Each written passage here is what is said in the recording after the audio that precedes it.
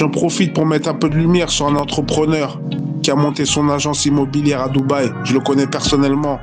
C'est une personne de confiance, il pourra vous accompagner sur l'achat de biens immobiliers à Dubaï. Aïe aïe aïe. En direct de Didi Cool TV, là où les choses se passent. Aujourd'hui, je fais avec un refrain, un haïtien, un vrai. On a eu son frère juste avant. Et là, je vous cache pas qu'il ressemble à Théo de Cosby Show. Et c'est mon bouc Alino. Aïe aïe aïe. Comment va? Et toi, comment tu vas? On est là, tranquillement. C'est cool, c'est cool. Déjà, ça fait plaisir de venir à ton émission. Et d'autant plus que comme t'es en haïtien, ça me touche 2 fois plus, en fait.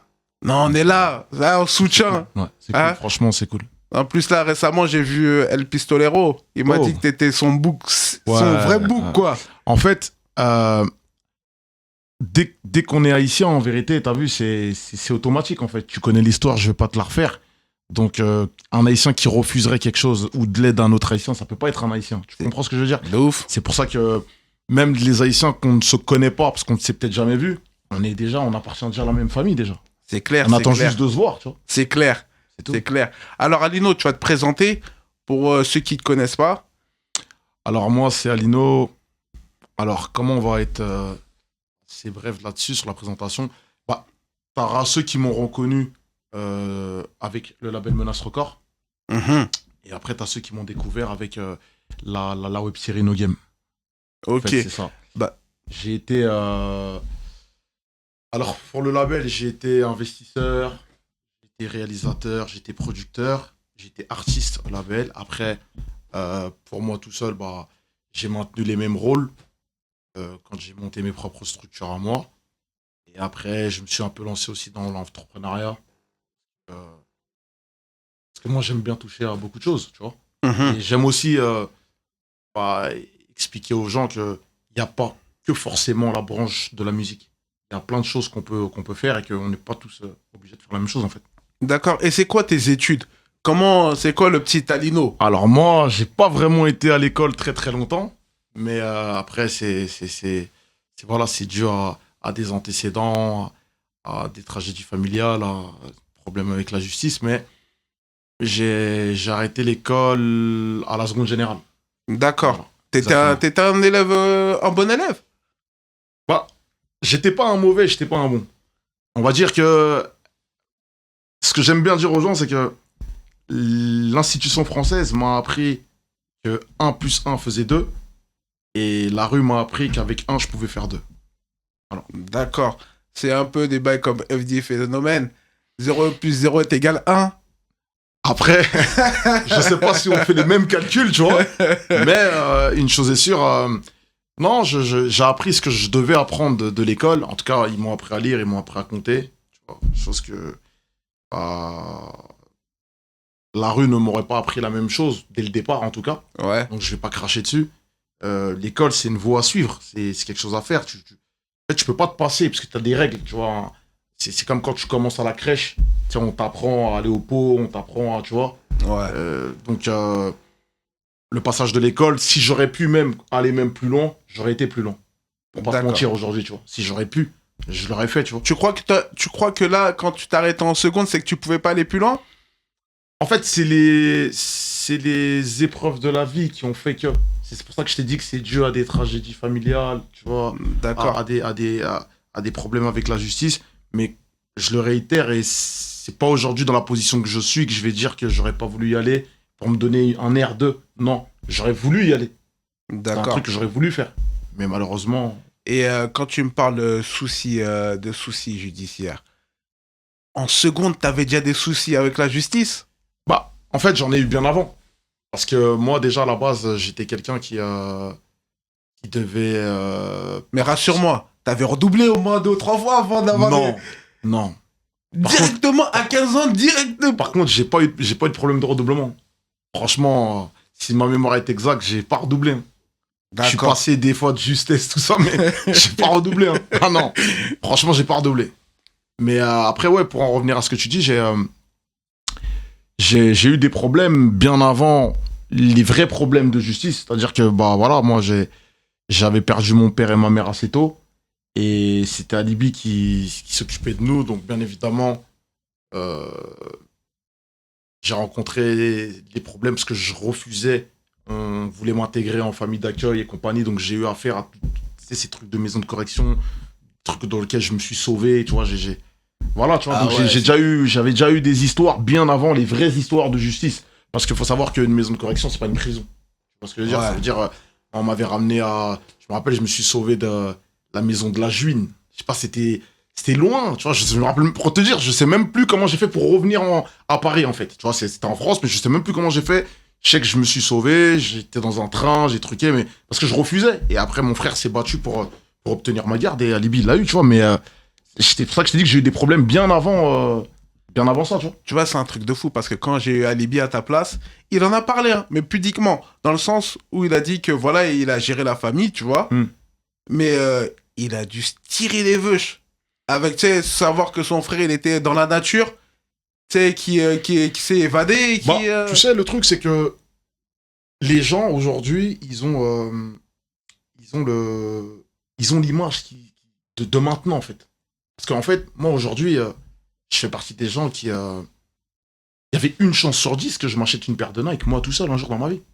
Il y avait une chance sur 10. Moi, je perds mes parents, je suis un petit. Et moi, je sais pas, à 12 ans, 13, je sais pas, à 12-13 ans, moi, je sais qu'aujourd'hui, j'ai la conscience de me dire que il y a des gens, ils auraient été à ma place, ils auraient fini dans l'hôpital psychiatrique. Parce que moi-même, des fois, je me demande comment j'ai fait pour arriver là, aujourd'hui. Que je sois même dans ton émission là, à parler normal. Mais là, regarde, alhamdoulilah, t'es en forme, t'es beau gosse, t'es tout, tu vois ce que je veux dire? Non, c'est vrai ou pas? Non, mais c'est pour ça que je te dis que, en fait, les gens, ils ont tendance à voir ce qui se passe là. Mais il y a l'histoire, en réalité. Genre, moi, je dis souvent, tu vois, la carrosserie a l'air belle, mais le moteur a pris un coup. C'est-à-dire qu'à l'intérieur de toi, c'est toujours le bazar. Tu sais, sincèrement, quand tu perds tes parents, dire que tu t'en sors intact, c'est... Pour moi, ça voudrait dire que t'as pas de cœur, t'as pas d'âme. Ouais, c'est mentir. Tu vois, ça serait, tu vois. Et en vrai de vrai, surtout, parce que c'est un point très important que je parle même dans mon album, c'est surtout qu'il faut savoir que avoir grandi en ne jalousant pas tes amis qui avaient leurs parents, c'est un travail qu'il fallait faire sur soi-même. Ne pas envier la mère d'un ami à toi, ou le père d'un ami à toi, ou le concon familial d'un ami à toi, quand t'es petit. Savoir que toi, tes fêtes de Noël, tu les fais pas. Ce que je veux dire, ça veut dire que il y a un travail. Après, alhamdoulilah, tu vois, il y a un travail qui s'est fait au détriment de ma volonté parce que j'étais égaré, je sais pas ce qui s'est passé. Moi, la seule chose que je sais, c'est que j'ai un mec du clos. Aujourd'hui, voilà, je tairai son nom parce que c'est quelqu'un qui est dans son coin, avec qui je suis toujours en contact, mais c'est lui qui m'a ramené sur cette voie de la droiture, pour pas parler de la religion en premier temps, mais c'est lui qui m'explique. C'est lui qui m'explique qu'il y a dans le Coran, qu'il y avait un chapitre dédié aux orphelins, c'est lui qui m'explique, en fait. Oui, même en islam, il y a une part... En islam, en général, hein, l'orphelin, il a une place... Bien sûr. Une place vraiment privilégiée. Voilà. Parce que le prophète, alayhi salatu wassalam, lui-même a été orphelin. C'est pour ça que, en fait, moi, quand il m'explique, au début, parce que je suis ailleurs, moi, en vrai. Il m'explique, moi, non, pour moi, c'est pas normal que je suis dans cette position. Donc, j'ai un long débat avec lui, qui dure des jours, des semaines, des mois. Et un jour, je me rappellerai, parce que c'est un truc qui m'avait marqué, on va manger dans un foyer africain, à Porte de Clichy, exactement. Et il me dit, dès qu'on finit de manger, c'était l'heure de la prière. Donc moi, j'étais étranger à tout ça, moi, je veux rien savoir. Et il me dit, viens avec moi. Je dis, pourquoi faire? Il me dit, mets-toi juste à côté de moi, tu fais juste les mêmes gestes que moi, je te demande de faire que ça, c'est tout. Moi, je m'occupe du reste. Et au fur et à mesure, voilà, après, l'histoire, là, voilà. Et tu vois, c'est un truc qui est vraiment étonnant. Tu sais quoi? Je vais te faire une confidence. Une confidence qui sera plus une confidence, parce qu'on est dans l'émission. Ouais. C'est que moi, comment je suis rentré dans l'islam, c'est à peu près pareil. Pas pour les mêmes raisons. C'est que c'est quelqu'un qui est arrivé, un ami à moi, il m'a dit, vas-y, il m'a parlé de l'islam, mais tout simplement, il m'a dit, viens, on va à la mosquée. Mais tu sais, je suis allé vraiment nia. Et ça a commencé comme ça, et de fil en aiguille, c'est là où j'en suis là aujourd'hui, tu vois ce que je veux dire? Et tu sais, ça me choque un peu que, tu sais, il y ait un peu une histoire un peu similaire. Ouais, bien sûr. Du fait où, tu vois, tu te laisses aller, sans pour autant réfléchir à ce qui va être du lendemain. Tu vas dire, ouais, c'est quoi la religion? Tu vois ce que je veux dire? C'est vraiment choquant. Mais là, quand tu me parles de ta cassure par rapport à tes parents, je sais que t'as une fille, si je me trompe pas. Exact, ouais. Ça t'aide pas de réparer ça? L'amour de ta fille, l'amour que porte ta fille et l'amour que tu portes à ta fille? Tu sais, il y a ce qu'un parent il est censé montrer à ses enfants, et il y a ce que tu ne dois pas lui montrer, parce que tu dois protéger l'enfant. Tu vois. Et c'est déjà qu'un enfant il arrive à comprendre qu'il n'a pas de grand-père, il n'a pas de grand-mère. Quand il va à l'école et qu'il entend ses camarades dire je vais chez mon papy, je vais chez ma mamie. Donc tu sais, il y a des choses, comme je t'expliquais tout à l'heure. La carrosserie paraît intacte quand on la voit, mais le moteur a pris un coup. Tu vois. Après, tu fais du mieux que tu peux. Parce que tu ne peux pas alarmer les gens. Et surtout, ton propre mal-être à toi, en fait, tu peux pas le donner aux gens. C'est-à-dire que des fois, moi, je me bats et voilà. Et après, parce qu'en même temps, tu sais, je vais pas me victimiser. Et je vais pas alarmer les gens. Pourquoi? Parce que j'ai fait aussi des choses pas bien dans la vie. Tu vois. Donc aussi, d'une certaine façon, parfois je me dis, c'est peut-être dû aussi à certaines choses que j'ai faites. Je parle pas du fait d'avoir perdu mes parents, mais je parle de la suite. Ça veut dire que pour arriver à peut-être un certain statut, j'ai fait des choses et peut-être que je me serais peut-être guéri plus vite autrement si peut-être j'étais pas passé par d'autres chemins qui ont fait que, tu vois ce que je veux dire? Mais c'est ces d'autres chemins qui ont fait de toi Lino d'aujourd'hui. Aussi. Parce que là, tu sais, c'est clair, c'est très dur de vivre sans ses parents, mais ça t'a forgé un caractère, et ça t'a forgé aussi dans le sens où, aujourd'hui, t'es un entrepreneur.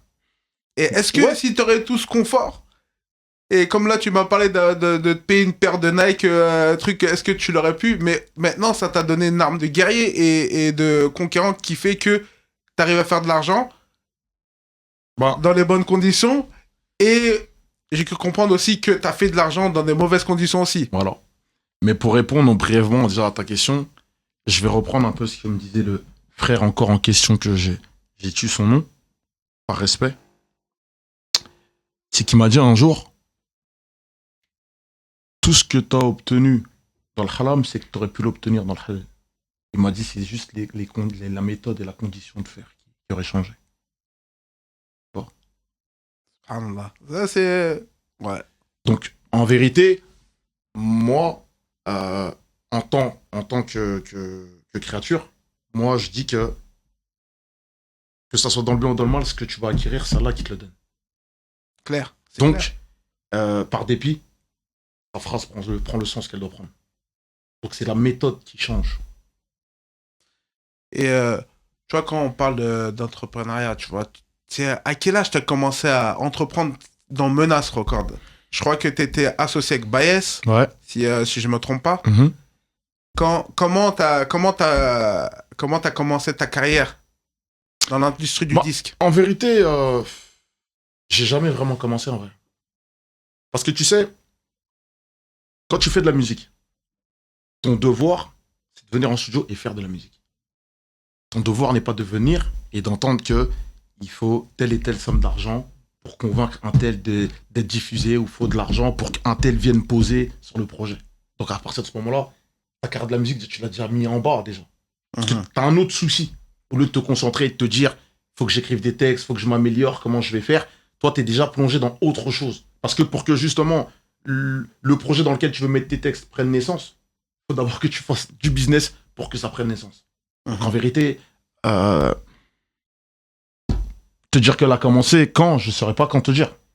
Et le rap, t'as pris de l'argent avec le rap? Bah, je te dirais oui et non. Parce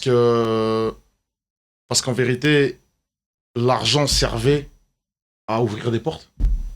Moi, il faut savoir que Menace Record, pour moi, c'est pas un business. Menace Record, moi, c'est une famille. C'est-à-dire que moi, ça me dérangeait pas de injecter de l'argent dans le label tant que tout le monde en bénéficiait et que tant que, en fait, ça grossissait. Donc ça m'a jamais dérangé, en vérité. Moi. Jamais, jamais, jamais. C'est pour ça que moi, à l'époque même, pour te dire, quand Alibi, il est en effervescence et tout, si tu regardes bien, c'est à l'époque où, puisqu'on fréquentait plus ou moins beaucoup les membres de la Mafia Cafri, puisqu'ils se retrouvaient sur le projet d'Alibi et compagnie. Quand on se fait inviter par Iqbal, qui fait Talent Fâché, Iqbal, il est en effervescence quand Rof, il éclate, quand Rof, il est vraiment dans le truc. Donc Iqbal, il glisse, tu vois, il est dedans, tu vois. Et c'est logique, c'est son frère. On va pas lui enlever. Mais moi, normalement, j'aurais été dans la même condition. Parce qu'à un moment donné, c'était Alibi, Alibi, Alibi. Alibi, tel projet, Alibi, il est appelé là-bas, il est là-bas, il est là-bas. À un moment donné, Alibi, il était partout. Mais son frère était là, mais il n'était pas là.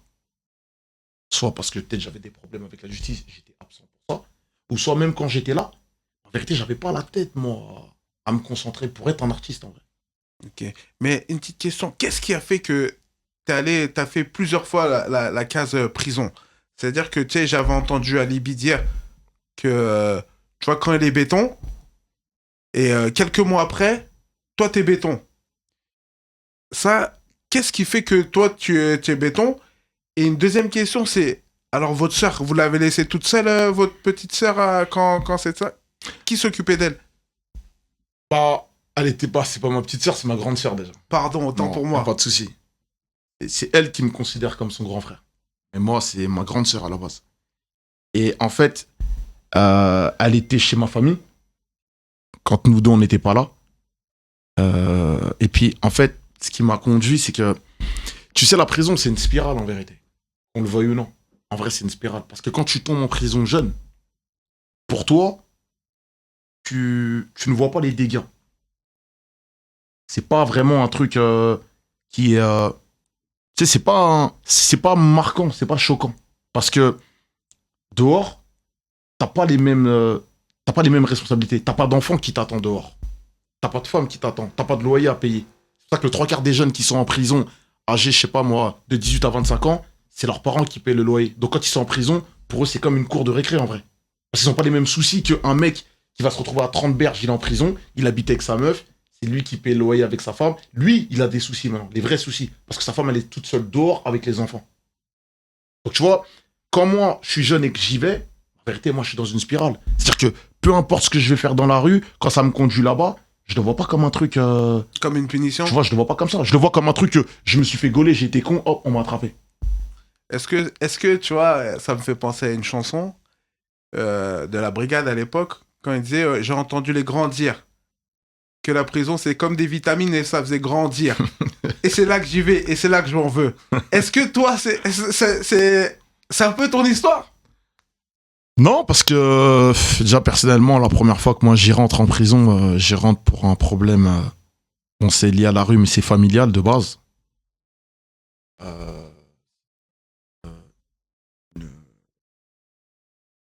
Une rixe, enfin une rixe. Ouais. C'est un règlement de compte, on va dire plus ou moins lié à voilà à un trafic et du coup, ce qui a valu les 1260 jours à Libye et voilà. Donc en vrai. Moi, la première fois que je rentre pas parce que j'ai volé ou je me suis fait gauler en fait. Moi, sur mon casier, la première infraction que j'ai en tout cas, qui est inscrite sur mon casier, la toute première fois que je mets le pied en prison, c'est la tentative de meurtre en fait, c'est ce que j'ai. C'est pour venger ton ref? Ouais. Enfin, entre guillemets, il n'y avait pas que lui, il y avait le frère de mon meilleur ami, paix à son âme, mais ouais, c'est ça. Donc, en vérité, c'est ça qui me conduit en tôle en vrai. Moi, je vais pas en prison la première fois de ma vie parce que je me fais éclater pour un trafic de stup ou je me fais. Après, c'est pour ça que je t'ai dit que, en fait, après, c'est voilà, c'est une fois que t'es rentré dans cette spirale-là et surtout le motif de pourquoi t'es parti là-bas. Parce que quand t'as à cet âge-là, moi j'étais là-bas, je crois que j'avais 16 ans. Au CGD, j'avais 16 ans. Donc quand t'arrives là-bas, à cet âge-là, pour un mandat de dépôt criminel et d'un an renouvelable et compagnie, en vérité, t'es déjà au summum du truc. C'est-à-dire que même si tu te fais éclater pour un trafic de stup 4 ans plus tard, mais t'as déjà fait le plus gros parce que tu t'es déjà fait éclater pour un mandat de dépôt qui truc. Mais ça te suit. Ben, après, c'est ça le problème qui m'a valu parce que Alibi, il aimait souvent dire la phrase suivante. Il me disait souvent, faut qu'on fasse attention parce que nous, on n'a pas de chance avec la justice. Mon frère me dit souvent ça. C'est un truc qu'il m'a dit pendant longtemps, pendant des années. Il m'a dit, t'as vu, quand c'est nous, on nous attrape, t'as vu le temps qu'on passe là-bas. Il me le disait souvent, ça. Donc après, en fait, oui et non, j'ai envie de te dire, parce que quand tu tombes en prison après pour un délit qui est moins important que le plus gros que t'as commis quand t'étais jeune, ben, du coup, une juge, qu'est-ce qu'elle se dit? Bah, comme il m'avait dit, je sais pas, il y a peut-être 10 ans en arrière, monsieur Bip génère une délinquance satellite. Parce que eux, ils se basent pas sur les petits après. Eux, ils se disent, il a déjà fait le grand, donc en vérité, tout le reste, c'est de l'amusement pour lui. Donc en vérité, là où parfois tu peux prendre 10 mois, bah non. On va te mettre 15, on va te mettre 16, on va te mettre 20, parce qu'on va se dire, s'il a déjà fait le plus gros à cet âge-là, c'est que là, c'est que et c'est souvent est sauvage, et quoi. c'est souvent comme ça que j'ai été trimballé. C'est pour ça que moi, depuis certaines choses, Maître Taboula, en fait, comme lui, c'est un avocat qui, on va dire, qui n'est pas comme les autres, à mon sens, de tous les avocats qui m'ont défendu, parce que lui, il connaît l'individu de par l'industrie de la musique. Donc moi, il me connaît par dépit, par ça. Ce qui fait que la plaidoirie que lui, il fera, peu importe la situation que je ferai, il a assez de connaissances pour expliquer à la justice, mon client, c'est ça, par rapport à ça, ça et ça. Alors qu'un avocat où c'est toi qui es obligé de lui expliquer ou de lui fournir des papiers pour, parce que, faut le dire, t'as eu très peu, les avocats, il y en a eu très peu qui s'intéressent vraiment à notre culture et par dépit, qui se sont réellement intéressés à ce qu'on fait vraiment dans la musique. T'as peut-être eu Maître Ruben par rapport à Fianso, parce qu'il a déjà un titre. T'as peut-être le Braz parce que Booba, il est. Mais en réalité, en vrai de vrai, t'as très peu d'avocats qui connaissent même notre business dans la musique. Parce que pour le 3/4 des gens, quand tu passes en justice, par exemple, comme moi, si moi je me fais éclater avec 60 000 euros, pour la justice, c'est impossible que je les ai gagnés dans la musique. Ouais. Tu comprends ce que je veux dire? C'est pour ça que je te dis que c'est important en vérité d'avoir des avocats qui s'intéressent à notre culture, qui connaissent. En tout cas, Maître Taboula, tu l'as rendu célèbre. Hein. Je sais pas. Rendu célèbre, et tu lui dis, faut que tu lui demandes une commission pour tous ceux qui vont le demander. Hein. Je sais pas si je l'ai rendu célèbre ou pas, mais en fait, moi, je pars du principe où, en fait, moi, quand je le rencontre dans une salle d'audience. Moi, je suis venu pour un pote à moi qui se fait juger, et moi, je suis assis incognito dans mon coin. Tu vois. Donc déjà, il y avait des mecs qui étaient là pour d'autres affaires, qui sont venus assister des amis à eux, mais je me dis, moi, je suis dans mon coin, je suis là-bas. Je vois un mec qui s'approche vers moi, il arrive et tout, je vois que c'est un avocat. Je me dis, je sais pas, peut-être il me donne un message, tu vois, je sais pas. Il me dit, Alino. Je dis, ouais, je lui serre la main, ça va, bête. Il me dit, ouais, je suis les trucs que tu fais sur Internet, les no games et compagnie, tout ça. Truc de ouf. Et déjà, comme c'est un baveux, déjà, avant de savoir que c'est un baveux de la Seine-Saint-Denis, tu vois, qu'on crée des liens, il y a un truc qui m'a fait un tic sur lui, c'est que quand on termine, il sort sa carte, il me la donne. Et ce qu'il me dit, sait-on jamais. Tu vois, c'est le truc qui m'a marqué, en fait, tu vois. Et ce qui m'a prouvé, en réalité, par la suite, que, en fait, quand tu suis la vie de quelqu'un, tu regardes un peu ce qu'il fait et compagnie, tu sais que ce mec-là, en fait, il est dans la musique, mais il est aussi dehors. Donc il peut être amené peut-être un jour à encore avoir des problèmes avec la justice. Parce que lui, il vit le truc, en fait. Donc il va pas que faire de la musique, il vit son truc. Moi, un jour, je le revois, et j'avais une affaire dont je venais de sortir, et là, il n'y avait plus de doute. J'avais plus ses contacts, et je le revois dans le cabinet d'un autre avocat. Ouais, c'est ce qu'il avait dit dans son mentor. Exactement. Et quand je le revois là, il n'y a même plus de doute, en fait. Il n'y a plus de doute du tout. C'est-à-dire que là, dès que je le vois, moi, j'ai déjà des avocats que j'ai déjà payés et tout. Je le rajoute à la boucle, je le repaye, je le prends, en fait. Parce que pour moi, en vérité, je me dis, il n'y a plus de doute, en fait. Et là, c'est là que je l'appelle et tout. Je vais même le voir avec Alibi lors d'un rendez-vous une fois, tout ça. Et par contre, j'ai rendez-vous à Alibi, il me dit, ouais, t'as raison.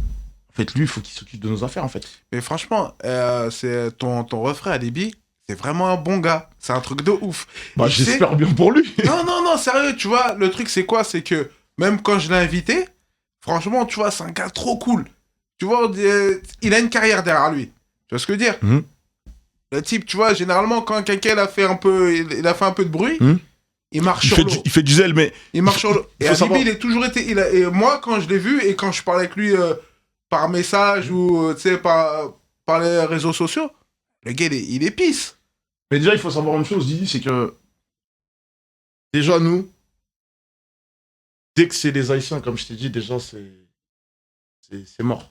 C'est-à-dire, il n'y aura, Non, mais y aura au pas début, de discussion. sincèrement, au début, j'avais même pas parlé que j'étais haïtien. Commence à parler, j'envoie un message, tac, ça répond, tranquille et tout. Franchement, trop tranquille. Et franchement, c'est ça que j'ai apprécié, son naturel. Et je le retrouve chez toi. Carrément, tu sais, voilà, en tout cas, encore merci d'être venu. Je suis passé par ton refrain et je lui ai demandé, tu vois. Et tu sais, encore merci d'être venu. Franchement, j'apprécie la famille. J'apprécie la famille, en tout cas. Ouais. Et j'ai une question aussi par rapport à le dernier problème judiciaire. Ok. Est-ce que c'est toujours en cours ou c'est derrière toi là? Non, toujours. Toujours. J'avais entendu dire je sais pas si ta bouche ou de ce que tu as sous-entendu que c'est suite à l'affaire avec les problèmes que tu as avec Dossé qui a fait qu'il y a eu de la balance et qui t'ont mis dans le trou, quoi. Bah ouais. Après, rentrer dans ces détails-là, que c'est pas jugé, c'est un peu encore compliqué, mais ouais, bien sûr.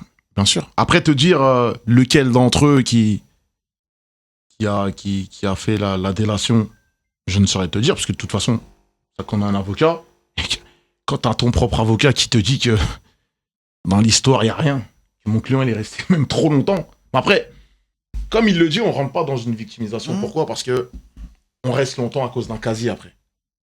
Après, on se dit, il a fait parce que le casier déjà parle déjà, c'est un personnage qui est comme ça, donc il a fait. Mais, tu sais, il y a un autre truc où je voudrais te poser, une autre question que je voudrais te poser, c'est que, tu vois, regarde, vu ton parcours, ton parcours de vie, tu vois, qui était rush, c'est comme disaient les Anglais, dur, tu vois ce que je veux dire?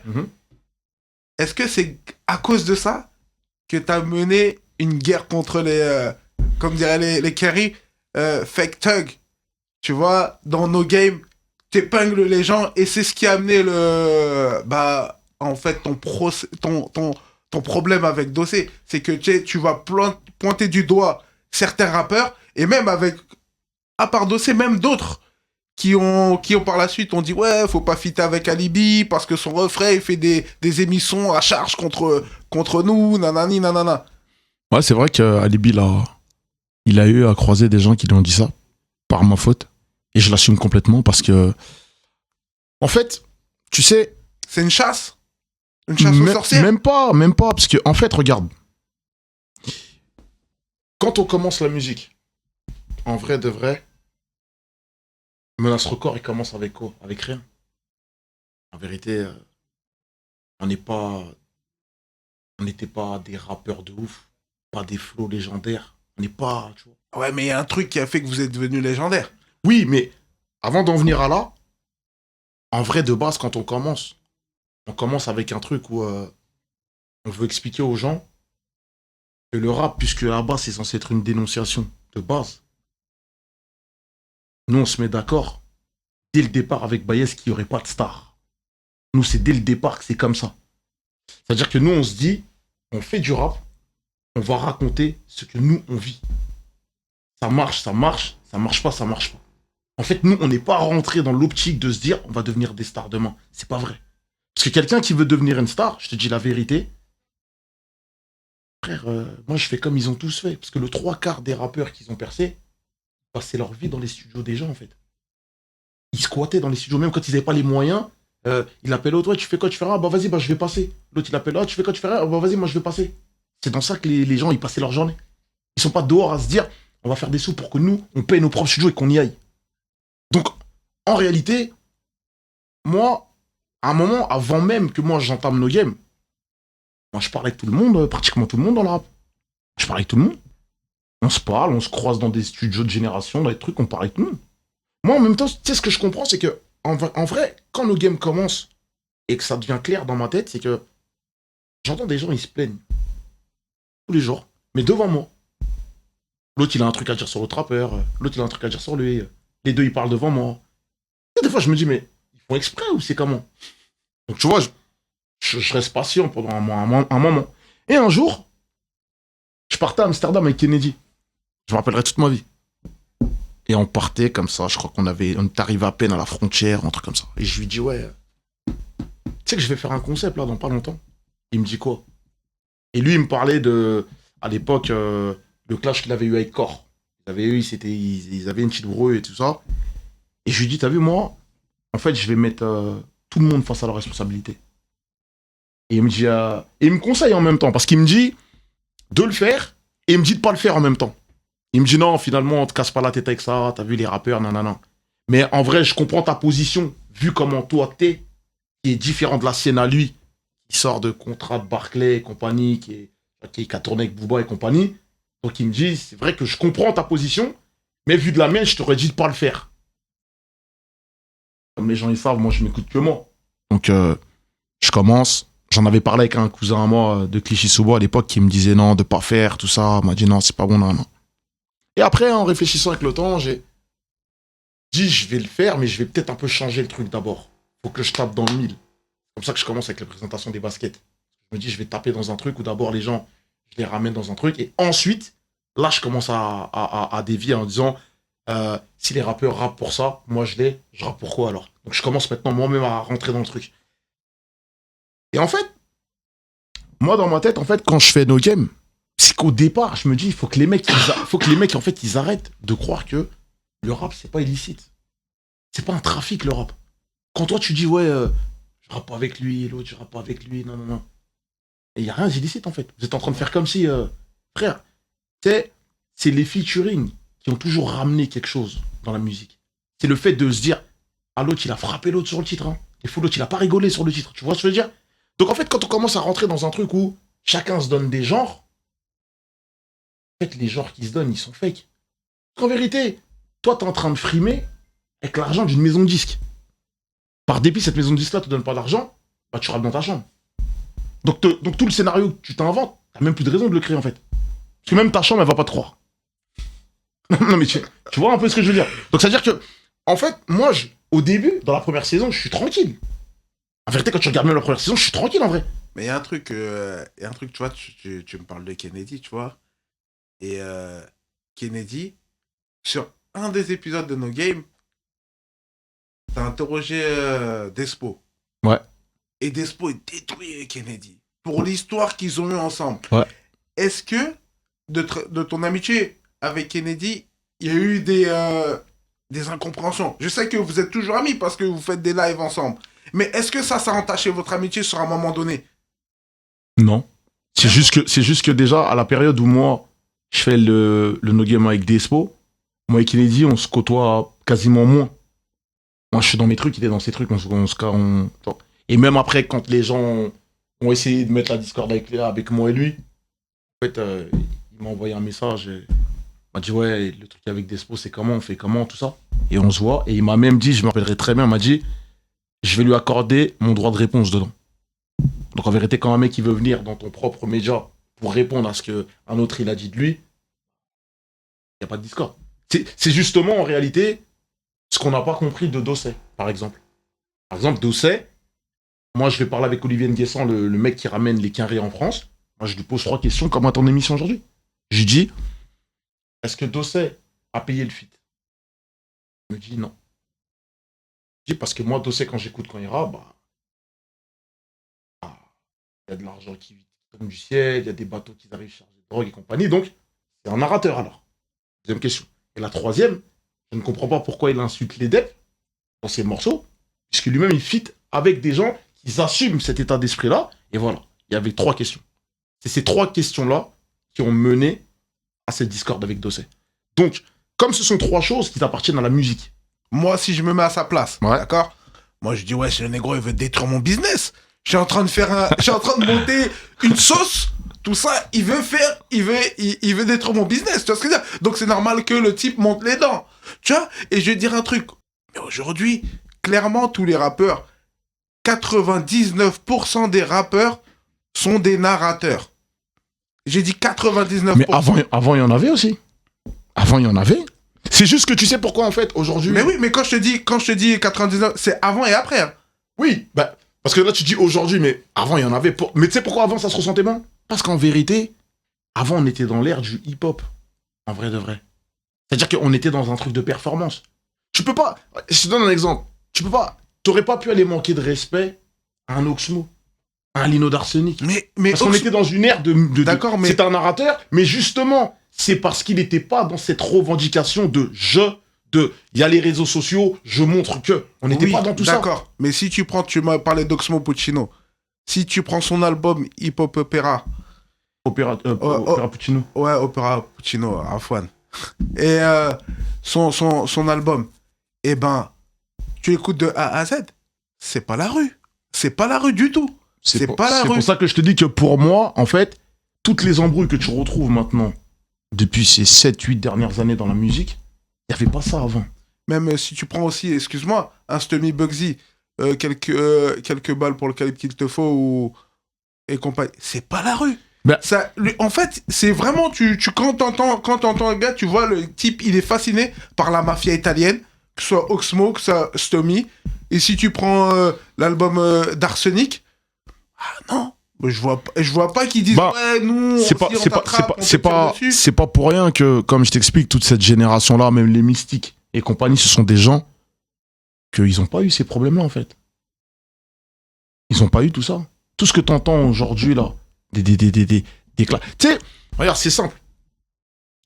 À partir du moment où un rappeur qui aspire à devenir une star n'arrive pas à faire la distinction de avoir une sécurité, une société qui est employée pour te sécuriser dans tes déplacements. Des mecs de rue que tu prends pour te sécuriser, c'est deux fonctions différentes.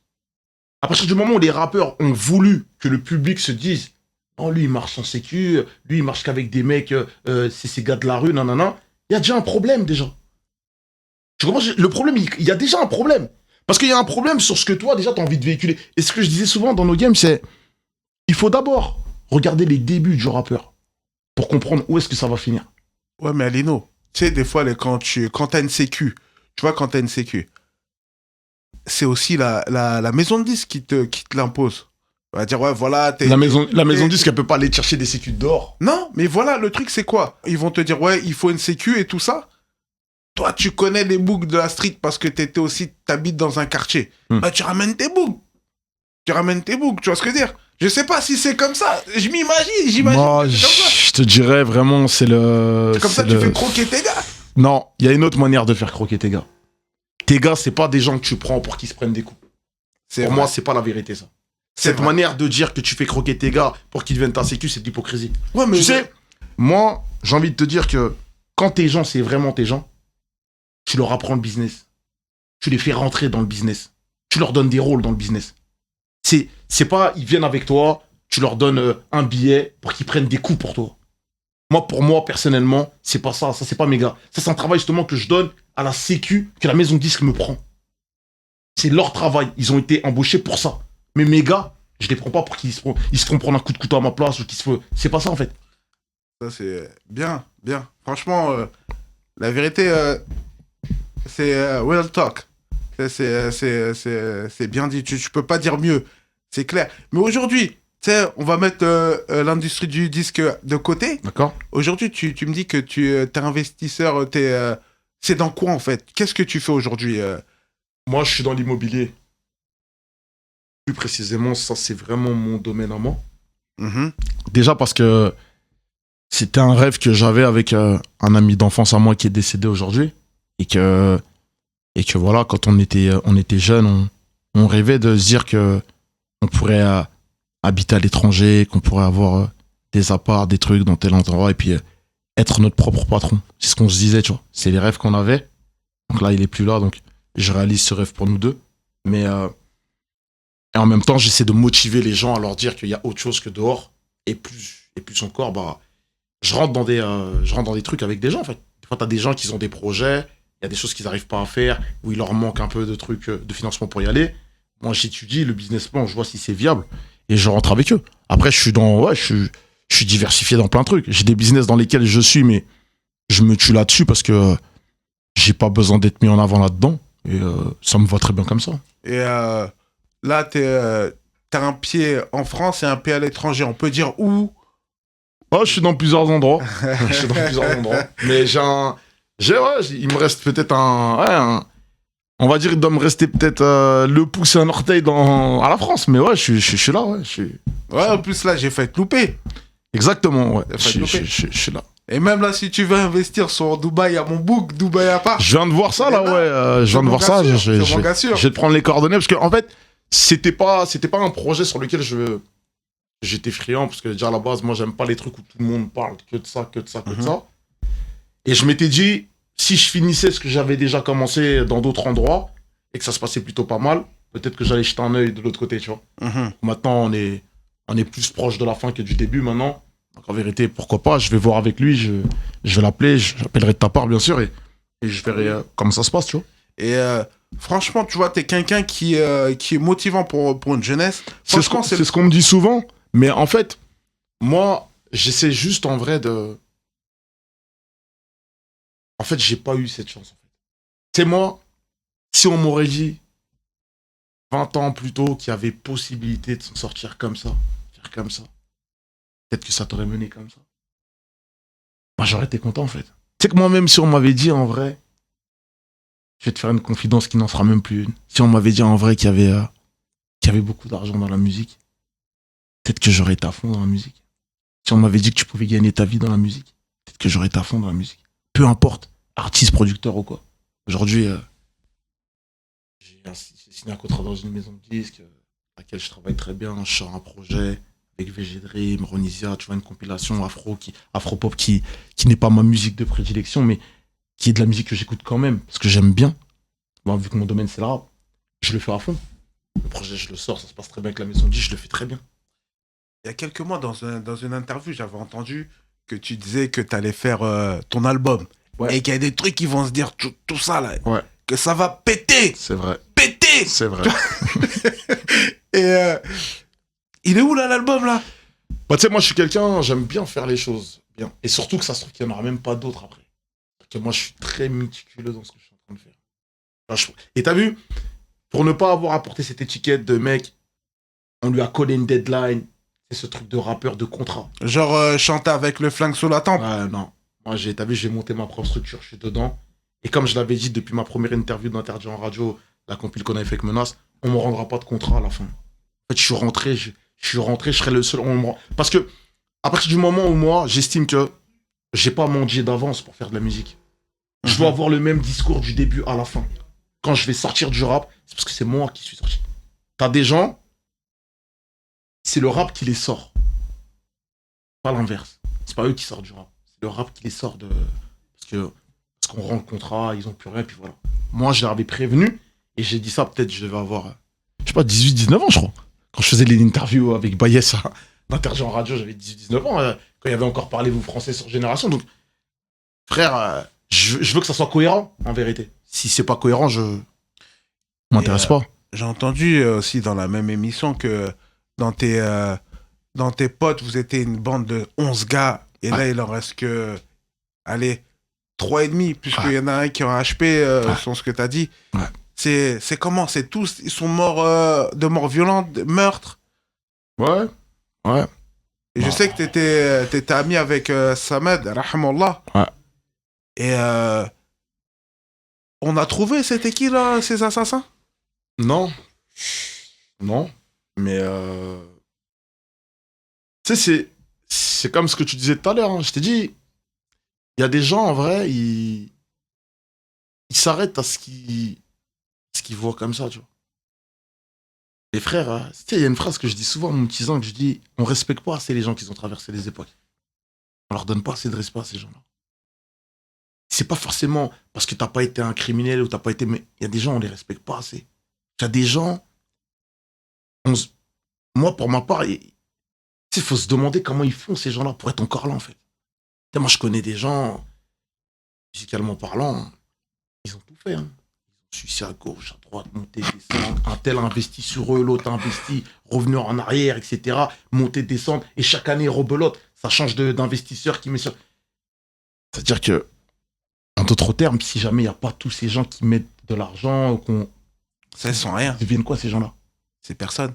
Tu vois? Alors que tu vas faire passer pour un aigri un mec qui traverse les époques. C'est charmé quand même. Ouais, c'est clair. Et juste pour finir avec tout ça, c'est que déjà, on fait des doigts pour Samad. J'ai entendu que c'était quelqu'un quand même qui, malgré son côté négatif, c'était quelqu'un qui priait, qui aimait sa religion. Tu le confirmes? Bien sûr. Je le confirme. Et aujourd'hui, est-ce que vous, en tant qu'ami, vous soutenez ses enfants et sa famille, puisqu'il a laissé des enfants derrière lui? Il est toujours en contact avec sa famille? Moi, en fait, je suis en contact avec ses frères. Déjà. Sa femme, non. Ça serait de mentir. Non. Mais ses frères, ouais. Encore un autre ami en commun qu'on avait proche, Larsen, qui aujourd'hui est appelé Chef Hassan. Mhm. Parce qu'au Maroc, souvent, parce que nous, voilà. on jouait au Maroc, voilà. Donc, on se connaissait bien avant tout ça. Donc, après, tu sais, c'est trop compliqué en vrai, en vérité, parce que bien évidemment, c'est pas le rap, C'est la vie. tu vois, c'est pas le rap. Donc tu sais, moi, il y a des gens, je sais pas, ils perdent leurs parents maintenant. Ils ont 35, 36, 37, 38, 39, 40 ans même. Ils partent en dépression. Et ça, ouais, ça c'est même très important que je te le dise. T'as des gens, ils viennent de perdre leur mère là, ils se disent, ça y est, là, c'est la fin du monde, je pars en dépression, tout ça, tu vois. Mais un mec qui a perdu sa mère, il avait 12 ans. Il arrive à 40 ans, il est debout devant toi. Non, tu peux rien lui dire. Tu penses vraiment que tu peux te mesurer à un mec comme ça quand toi, à cet âge-là, où t'as eu, on va dire, si tu perds ta mère, t'as 40 ans, t'as bien profité quand même. Ah, c'est clair. Tu vois ce que je veux dire? T'as vraiment bien profité.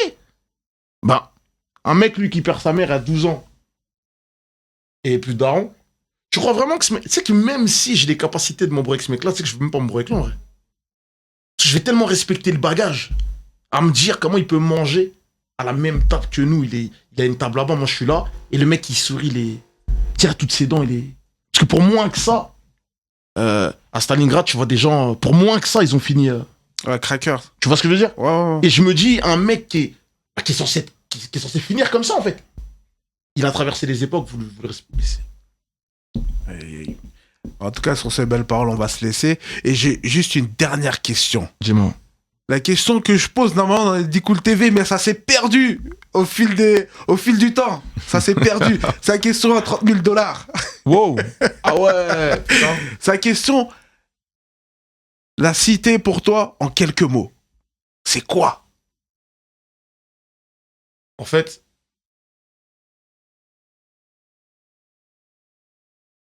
c'est l'endroit où on est censé en sortir.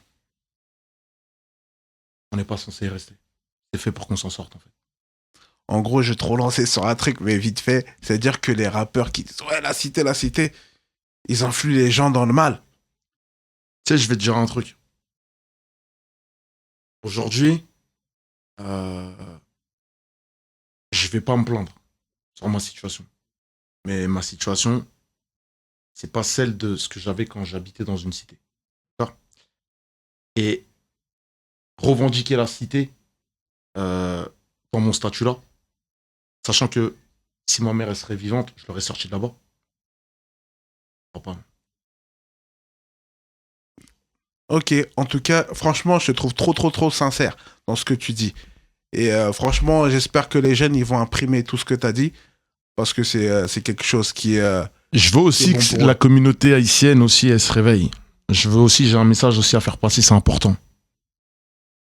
En fait, je nous vois pas assez manifester en dehors de organiser des concerts de compas, faire venir Karimi, Conscience et tous les autres groupes du pays. Ça, j'en disconviens pas, c'est normal, c'est notre culture. Mais à un moment donné aussi, je pense, on a des choses à faire. Il y a des choses que cette communauté-là, elle doit apporter.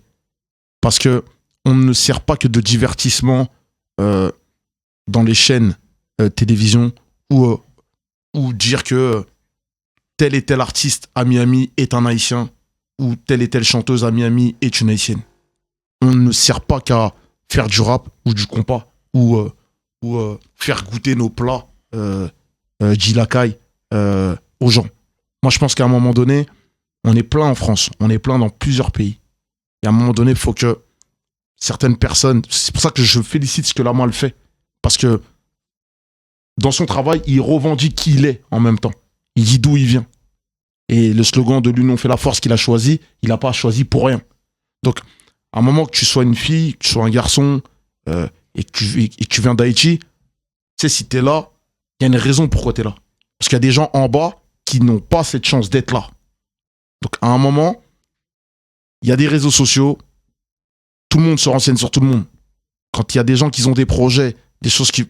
Il y a une difficulté de le mettre en place, bah, contacter, essayer de voir quel Haïtien a un peu un pied dans un truc pour commencer à concevoir des réunions, des meetings, qu'on se voit, parce que ça peut pas exister que dans les autres communautés en vrai. On est quand même une force, on contribue à faire quelque chose. Et peut-être que du changement de ce qu'on peut ramener nous en Europe, peut-être qu'il se passera quelque chose de bien chez nous en bas. Mais en réalité, si on commence pas à donner une direction dans quelque chose, en fait, on va pas s'en sortir. C'est pas parce que ça se passe mal pour nous en bas qu'en fait, en haut, on peut rien faire. Et moi, en fait, j'insiste sur ça parce que j'ai envie de voir. T'as ton émission, t'es là, t'es un Haïtien. Lamal, il a son émission dans une radio. Connu, c'est un Haïtien. Kerry James, c'est un rappeur reconnu, c'est un Haïtien. Alibi est un rappeur reconnu, c'est un Haïtien. Donc moi, à un moment, tu vois, j'ai envie que tout le monde, on fasse quelque chose. Et j'allais, sans oublier, Joey Doué de Filet est un Haïtien. Et il pousse cette musique qu'il a réussi à rentrer en Europe, dans le sens où, en tant que jeune, il a réussi à mélanger le compas dans cette musique qui se fait maintenant. Donc, ce sont des gens que je connais. On a des contacts pour se voir. Donc, je pense qu'à un moment, en fait, il n'y aura pas de refus s'il y a quelque chose qui s'organise pour que tout le monde vienne et qu'on vienne ramener quelque chose de positif afin de créer quelque chose. Et qu'est-ce qu'on pourrait créer Pour ma part, tu sais, moi, je ne peux pas décider pour un peuple. Je n'ai pas l'étoffe, je ne suis pas président, moi, je ne suis pas premier ministre. Moi, j'apporte ma contribution en fonction du projet qui va être mis en place ou ce qui va être décidé. Moi, je peux faire quelque chose à ma petite échelle, à moi. Et je pense que si chacun fait quelque chose, on peut créer. Pour moi, aujourd'hui, ça devient même pas logique, en réalité, que même en France, quand il y a un festival, en vérité, et je dis bien, c'est une parenthèse que j'ouvre, où on va dire, on va confondre plusieurs artistes haïtiens. Mais les rappeurs haïtiens qui sont en France, ils sont jamais dedans. On les voit jamais. Parce qu'ils ne se sentent pas concernés. Mais pourquoi ils ne sont pas concernés? Parce qu'on les exclut. Tu penses? Mais en vérité, quand on parle d'Haïti, on parle du compas. Oui. Va me chercher maintenant des chanteurs de compas qui veulent des rappeurs français. Et même, il faut y aller à la recherche, en vrai. Il faut y aller à la recherche. En vérité, quand un Américain il vient ici, qu'est-ce qu'il fait, l'Américain? Il demande qui tient le rap en France, qui gère. C'est un Américain, pourtant. Il cherche pas à savoir si c'est un rebeu, un renard. Il demande qui tient le rap. Et quand même, il doit fitter avec quelqu'un avant de demander les sous. Il demande, est-ce que le mec, il est en place ici? Est-ce que... Tu vois ce que je veux dire? Donc, c'est-à-dire qu'à un moment donné, il y a des choses qui doivent venir de nous-mêmes. On doit créer ces choses-là. Si on le fait pas, et on est beaucoup. Au Canada, on est plein. Moi, il n'y a pas très longtemps, je viens de découvrir une petite population haïtienne en Hollande, aux Pays-Bas, Amsterdam. Okay. Alors que j'y vais pendant des... Je vais là-bas, j'ai une partie de ma vie, elle est là-bas aussi. Je vais là-bas, j'en avais jamais vu. Mais maintenant, c'est vrai que ceux que je croise, c'est des mélanges. C'est des Haïtiens Dutch, des Haïtiens allemands. C'est des mélanges. Ils sont pas haïtiens, mais c'est des mélanges. Après, ils ont un des deux parents qui est haïtien ou haïtien dominicain. Mais c'est voilà. De toute manière, donc il faudrait qu'on s'organise pour faire J'espère bien. Truc. Donc, en tout cas, voilà, on a nos numéros. J'espère bien. On va faire un groupe WhatsApp pour Haïti. J'espère bien, frère. C'est important. C'est très, très important de faire ça. Parce qu'à un moment donné, ce qui va se passer, c'est que le monde, il est en train de se durcir. Et tu vois, aujourd'hui, toi et moi, on est dans cette émission. Il faut savoir qu'au même moment où toi et moi, on est là, t'as d'autres communautés qui s'organisent autrement. Pour faire autre chose. Parce que t'as ceux qui se disent, putain, l'essence, ça devient compliqué. T'as ceux qui se disent que la bouffe, elle est en train d'augmenter. Donc il y a d'autres gens qui s'organisent autrement. Qui s'organisent pour faire quelque chose en dehors d'ici ou ici. Pour moi, c'est la même chose. Ils sont en train de s'organiser pour faire quelque chose. Ils vont pas rester là à mourir et... Tu vois. En tout cas, voilà. On va se laisser sur ces belles paroles et on se tient au jus et on est ensemble. Aïe aïe aïe.